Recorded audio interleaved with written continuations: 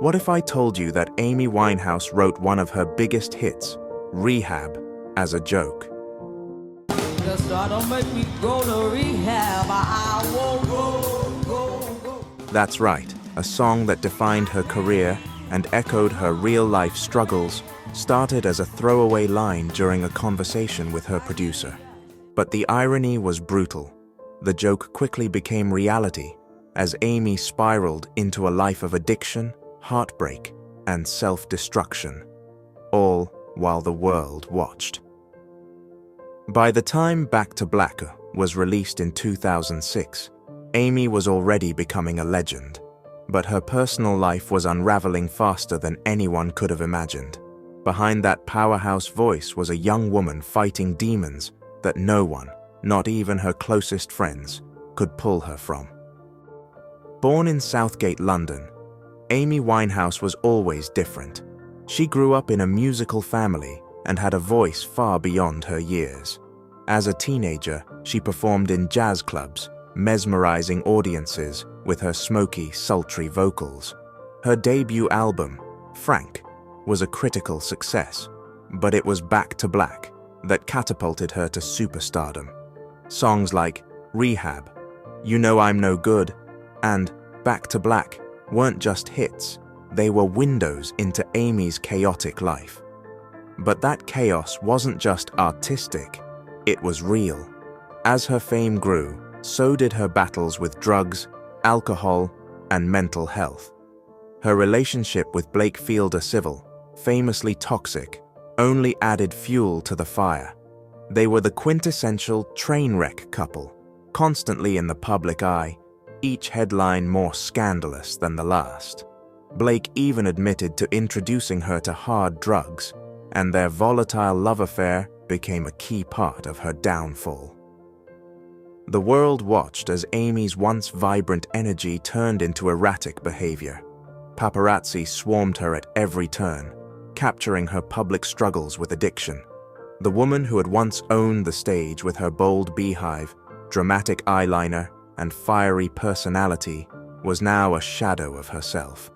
But even as her personal life spiraled, Amy continued to create music that spoke to millions. Back to Black wasn't just a successful album. It was a raw, emotional confession of Amy's heartache and inner turmoil. The lyrics were filled with pain, regret, and love lost. And yet, as her music reached new heights, Amy was falling deeper into addiction. She missed performances, cancelled tours, and struggled to keep her life together. Then came the infamous 2008 Grammys, where Amy won 5 awards, including Record of the Year. While her peers celebrated her success, Amy's demons loomed larger than ever. She performed You Know I'm No Good and Rehab via satellite from London, her frail appearance shocking the world. It was a bittersweet triumph, as the music industry celebrated a woman they could see was fading before their eyes. Rehab attempts were made, several in fact, but none seemed to stick. Amy's reluctance to fully embrace recovery was mirrored in her famous line, "They tried to make me go to rehab, but I said no, no, no." Her words, once defiant, now felt like a tragic prophecy. Friends and family tried to help, but Amy was fiercely independent, often pushing away those who tried to intervene. By 2010, Amy's career was stalled, her addiction overpowering her ability to perform. She retreated from the public eye, only occasionally spotted by paparazzi who documented her deteriorating health. Fans still held on to hope that Amy would make a comeback, that the voice that had defined a generation would rise again. But that hope was shattered on July 23, 2011. Amy Winehouse was found dead in her London home from alcohol poisoning.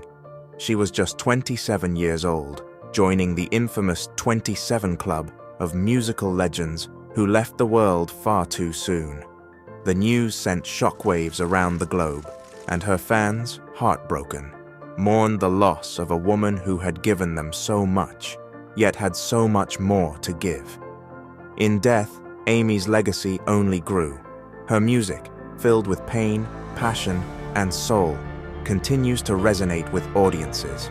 Songs like Tears Dry on Their Own and Love is a Losing Game have taken on even deeper meaning as they now echo the sadness of a life cut short.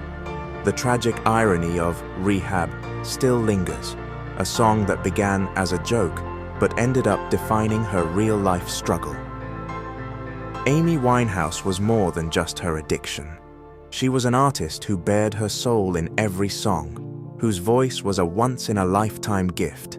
She was a woman who lived fiercely, loved deeply, and, in the end, was consumed by the very demons she sang about.